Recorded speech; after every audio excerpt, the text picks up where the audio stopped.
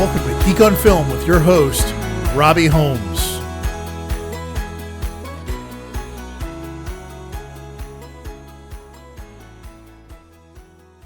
Hey folks, welcome to episode 36 of Geek on Film. This is Robbie Holmes on another solo adventure, bringing you everything I've watched for the last week. So we'll jump straight into it. Television this week, a couple of films, and then a main review of Dungeons & Dragons, Honor Among Thieves. This week I watched episode 5 of season 3 of The Mandalorian. This is much stronger than last week's episode. Last week I was a little dejected. If you remember from the podcast, I felt like it was a little Keystone copy. There was a little confusion as to what they were trying to tell us about the Mandalorians. This really leans heavily into the longer term story and exposes us to moving things forward. So now the gist of the story is that there's an attack happening by the pirates and the Pirate King on Navarro, and that leads to our friend Grief Karga reaching out for help. It goes to a New Republic captain named Carson Teva. We get a nice nod towards Rebels fans to a character named Zeb, so bringing more Filoni-verse characters into the universe. Captain Carson goes to Coruscant to try to plead the case for Navarro to get support. Eventually, Captain Carson Teva is told no, and he decides he's going to go and try to get some assistance for them anyway. Finds his way to our Mandalorian hive, and it's really fun because we get to see that there's a really fun nod to him saying to Din Djarin asking him how he found them, and he said that there was someone who worked with him in the rebellion, and it turns out it's his droid who is surprisingly interconnected into this universe. Droids, can't trust them. We couldn't have survived the rebellion without them. This leads to the Mandalorians going and protecting Navarro, taking down the pirates, and eventually Grief Karga offering a large plot of land to the Mandalorians to allow them to make their new homeland, even though they don't have their planet any longer. The Armorer summons Bo-Katan to discuss with her sort of where things are, and convinces Bo-Katan to take off her helmet and says that she is the Mandalorian to unite the tribes, given the fact that she's seen the mythosaur. And we then have the two of them go out amongst the main group of Mandalorians, and there's a lot of questioning looks and a couple of questions about why Bo-Katan is without her helmet.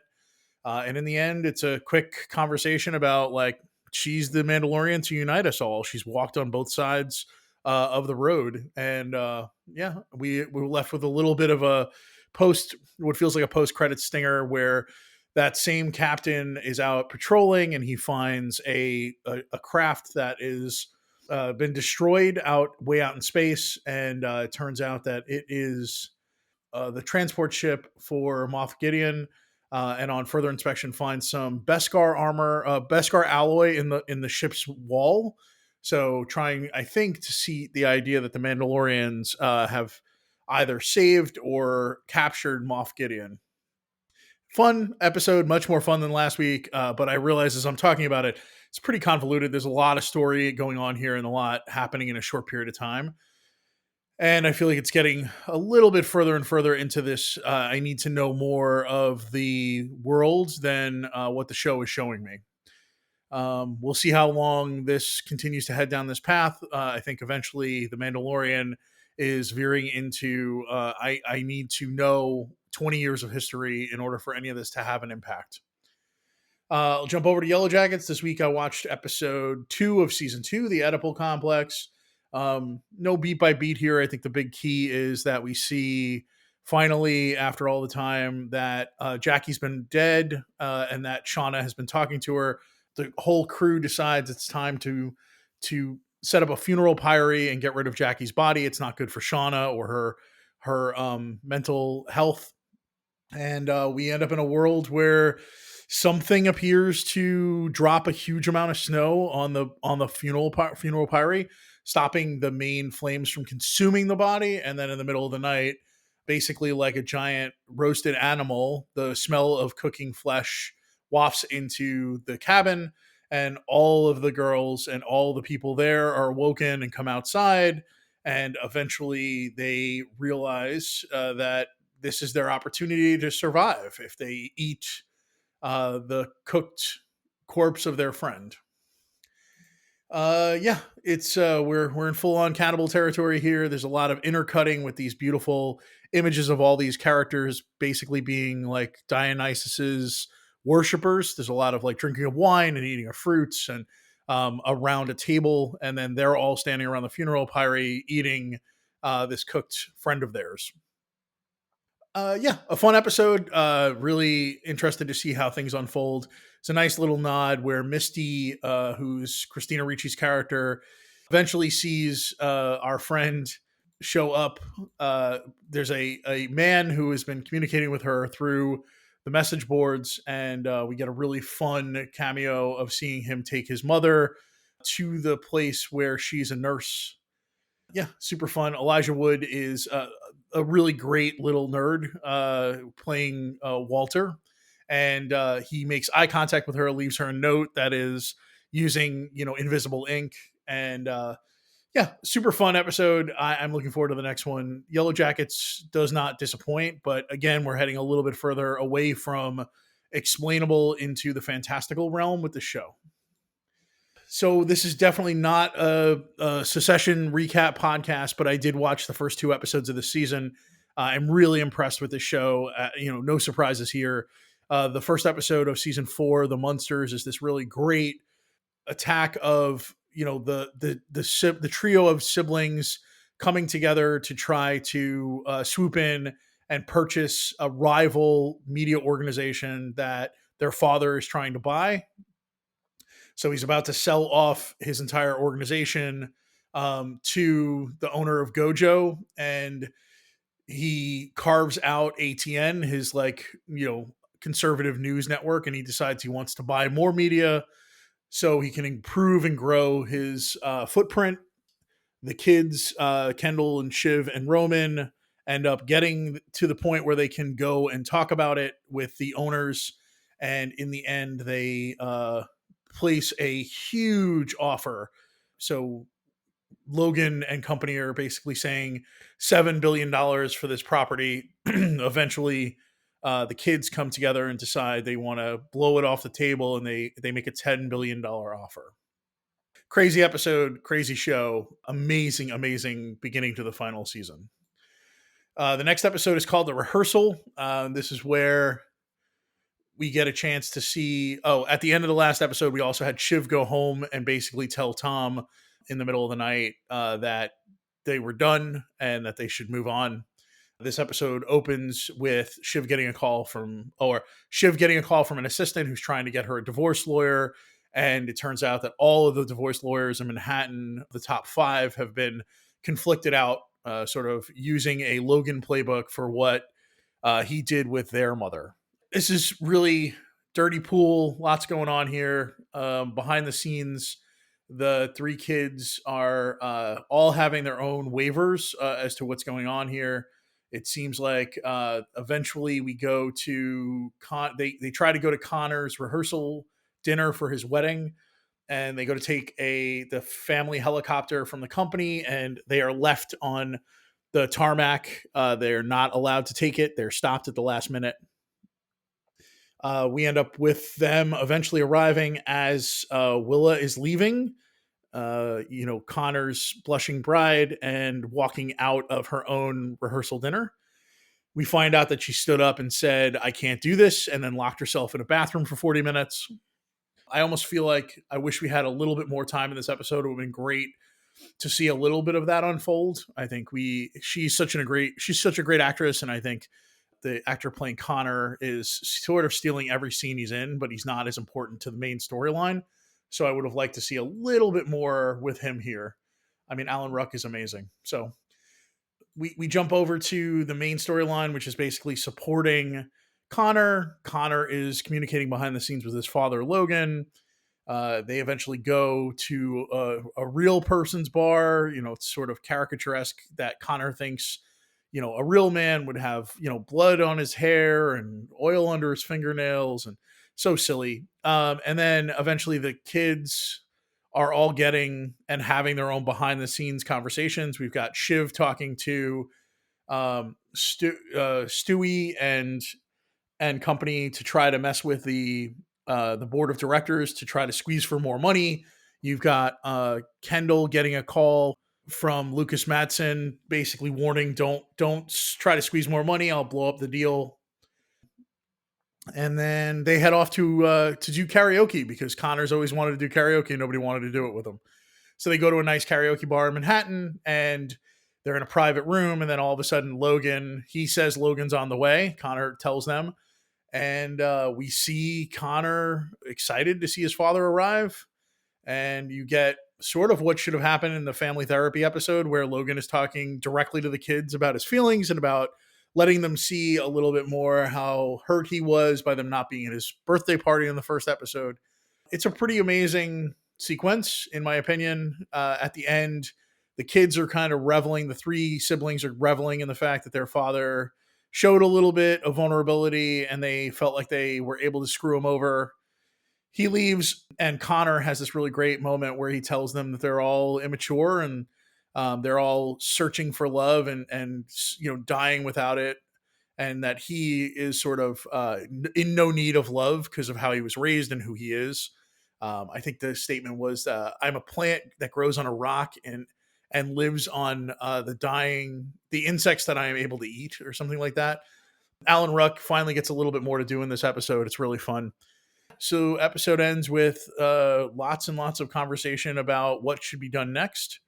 I'm excited to see where this goes. I almost wish this episode was a little bit longer, which is not something I often say. So that's it for television for me this week. One quick one on the movie front is I had a rewatch of Triangle of Sadness. We had a friend in town who was staying with us and she had never seen the film. Boy, this film holds up. It's now my third or fourth time watching it. It's still an amazing satire and parody and takedown of sort of different aspects of culture. If you haven't seen it yet, I would highly suggest it. Ruben Östlund's use of sound, the way that he tells stories, the use of framing is really amazing. This time through, I was really focused on the sound. So every time there's an annoyance, there's like a fly, or when something's getting uncomfortable, you have a baby crying. When they're in the cab and they're riding, the windshield wipers are squeaking very loudly just to show the discomfort in the room. So I love the sort of real multimedia sensory storytelling that it feels like Ruben Östlund loves to play with. For me, I did two other films this week. So one was Men in Black International, which I did a watch along with our friends over at the Blank Check podcast. I had never seen Men in Black International. I had heard terrible things about it. So it was super fun. Fire up Men in Black, fire up the podcast, and watch along and have them try to keep my attention because boy, this movie was terrible. This is really bad. The first film, if you remember, was like a 4-star film for me. The second was a 2-star film. The third was basically a 3-star film. This has got to be like 1 star. It is so terrible. These are really great actors that are not given much to work with. The script is really bad. It's overly complicated. Yeah, I just didn't love this movie. But I will highly suggest if you are a patron of Blank Check and you get their bonus features, these watch-alongs have been super fun. And it's the only thing that kept me going. At one point, my wife, Amy, looked at me and she was just like, "So what? Why are you still watching?" Because I was complaining about how bad it was. And I just kept laughing at the podcast I was listening to. So my enjoyment was of the Blank Check guys, and it was not of this film. The last film I saw this week was before our main review was I finally watched Hail Caesar. So I sorted my Letterboxd watch list and was looking for a film that was on that list that was streaming, and this was one of the films that was near the top when I shuffled it. And I was really glad I finally did, especially given how much I've really enjoyed Babylon and it's sort of giving a little more insight into the film world that was in the big prestige era and sort of near the as they transitioned from the silent films to the talkie era and these prestige films were being made. This movie is really great. It's, no surprise, it's a Coen Brothers film. You get Josh Brolin and playing Eddie Maddox, who's the head of physical operations at this movie studio. George Clooney is playing Baird Whitlock, who's like one of the main stars. And you've got Alden Ehrenreich, who's playing Hobie Doyle, who is really a holdover from the cowboy style films. And they're trying to transition him into being a more seasoned style actor. Scarlett Johansson's in it as Deanna Morgan, Thora Thacker. So you've got Tilda Swinton playing two different reporters. Channing Tatum plays Bert Gurney. I mean, this movie has so many people in it, and it's a blast. I had such a good time with this film. I couldn't. I mean, there's still a few things that are weird and problematic. Seeing in the opening sequence, watching Josh Brolin's character slap an actress to try to get her, sort of focused was very weird and really took me off guard. I wasn't expecting it, but I love the subplot of them capturing and taking Baird away from the film that he was making by spoilers for a film that's pretty old at this point. It was made back in 2016. It's a subplot of communist writers. So all the writers in Hollywood feel like their creations are not being paid well enough for, and that they should liberate some of the funds. So they kidnap him and they ask for ransom. Turns out that the main leader of this organization is the aforementioned handsome man and unbelievable song and dance man that is Channing Tatum, who's playing sort of like a Fred Astaire type. He's so good in this movie. I wish there were more scenes watching Channing Tatum's character actually act. It's a blast. So much fun. Yeah, that's it for me for films. I'm going to jump over to this week's main review, which is Dungeons and Dragons: Honor Among Thieves.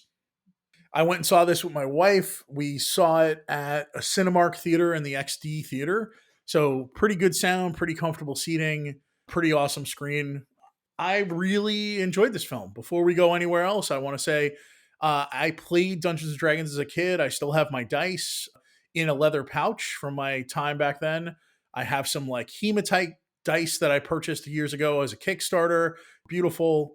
I have a lot of affection for tabletop gaming and Dungeons and Dragons. So that is where I'm coming at this from. I really love the movie Game Night, which the writer-directors of this movie wrote and really created one of the most fun adult comedies I've seen in a really long time. So the story opens with Chris Pine, who plays Elgin, who is a bard in this world, being a bard and starting off his life. We get a lot of backstory interspersed. He was a person who was working for sort of the betterment of society. It doesn't pay very much. Eventually he steals. It causes his family. He steals from an important group of people. They mark all of their treasure. He's not there when they come to get it. It causes his wife to get killed and his daughter to be left in his stead. He builds up a crew around him now that he's sort of a rogue, builds up a group of people to steal from, little like Robin Hood style, stealing from the rich. And that group includes Michelle Rodriguez as Holga, Justice Smith playing Simon, and Forge, played by Hugh Grant, and his daughter, Chloe Coleman, who plays Kira. Super fun. You end up with all these like little vignettes of what it's like to be a raiding party inside the Dungeons and Dragons universe. And eventually they go to steal an item for a character named Sophina, who turns out to be a red witch or one of the red wizards. And she locks them in a time spell that slows down time around them. And Chris Pine's character of Edigan and Holga end up going to prison. So that's how the movie sort of opens, is that them telling their story, trying to get on parole. Very funny the way it's shown. It's such a blast of a movie. These characters are all getting a chance to really chew the scenery, are all given something fun to do. Surprisingly, like Michelle Rodriguez is really the heart of this movie. It wasn't the way it was pitched. She's sort of playing a barbarian warrior. The relationship between her and Edigan's daughter, Kira, is really sweet. And you have all these like really fun moments that revolve around her. Rajon Page is in the trailers as a paladin. We don't get a lot of him, but he plays this sort of uptight jerk paladin to the hilt. He's amazing. Every scene with him is a blast. I don't know that I laughed harder at some of the little bits. There's a point where his character Zenek is walking in a straight line away from the group, and Chris Pine's character Edigan just says like, "Look at him, man! He just walks in such a perfect straight line." And he's coming to a rock, and he's like, "So what is he going to do? Is he going to go over the rock? Is he going to go around the rock?" And he just walks right over the top of this rock, like it's not even there. It's just a blast. There's so much silly fun. Justice Smith is really having a blast as Simon, who is a wizard who doesn't have a lot of self-confidence. You also have Sophia Lillis playing Doric, who is a tiefling druid. Some really amazing sequences where that character transforms into multiple animals. So much fun. I won't talk too much about the spoilers or the cameos or anything that really changes the movie, because I think this is one where I want to leave it so more people can go see it and have fun. Just know that this is like a really solid 3.5-star film from me, bordering on 4 stars. Go see it with people. Enjoy this movie. There's some great bits in it that are even in the trailer. They try to get information out of a corpse. In Dungeons and Dragons, there's all kinds of ways that this kind of stuff plays out, and one of the characters has an item that allows them to resurrect a corpse for 5 questions, and then they go back to being dead. And it's in the trailer that like you watch them basically act like a group of Dungeons and Dragon players who are trying to figure out what is going on and getting outwitted by the dungeon master, where they say something with like a question at the end, and then the corpse immediately says like gives an answer. So that is one question, and this happens until the first corpse is completely out of questions. So much fun, such a silly way to approach this. I think my favorite review of this movie was my wife, and she was just like, the movie was fun, but for a movie with dragons in the title, there was not enough dragons. There's really only one dragon, and it's a dragon that's in the trailer that you've seen. I think it was what I wanted out of this movie was I wanted, the idea of the feeling of a party coming together and trying to solve problems in unique and interesting ways. And it's not about the battle; it's about how to solve problems, right? Like Dungeons and Dragons, if you've ever played it, is really kind of like a writer's improv retreat. It's trying to think on your feet, to think outside the box, to solve problems with a limited amount of items and resources that you have. And this movie really leans in on that. Yeah, I loved it. I had a really good time. It's not the high point of cinema, but that's not what it set out to be. It set out to be a 2 hour and 7 minute or whatever fun time at the theater that was approachable by anyone, or 2 hours and 14 minutes. And it was. And it really wouldn't have worked without the cast. Great script, decent directing, solid approach, really great cast. Chris Pine is unbelievable in this movie. I really hope that we have many sequels or other films that take place in the Dungeons and Dragons universe. I don't think we're going to need a lot of them to be headed up by this cast, but I think having Chris Pine be the maybe, as he ages, can be the elder statesman, bard, storyteller that recants these tales would be fantastic. So I loved it. Go see it. That's it for me. This is a really quick one. Hopefully we'll have John back next week so we can get back to the deep dives and the more conversational type episodes. But I didn't want to leave this out there without giving you folks something to listen to. Let me tell you, go see this movie. It's well worth it. So that's it for me. Please rate and review us wherever you listen. 5 stars is our favorite number of stars. Please contact us, reach out any way you'd like. We're geekonfilm.com on Twitter and Instagram. We have geekonfilm.com, where hopefully this week I will write a review of my revisit of Training Day. I just got the 4K Steelbook recently, and I'm excited to sit down and rewatch a movie that I have so much affection for, but I haven't seen it in a long time. So hopefully a nice quick deep dive on that movie this week. Yeah, I think next week we're probably going to talk about Super Mario Brothers. I expect that movie to make all the money. That's it for me this week. Have a great week, folks. See you then. Bye.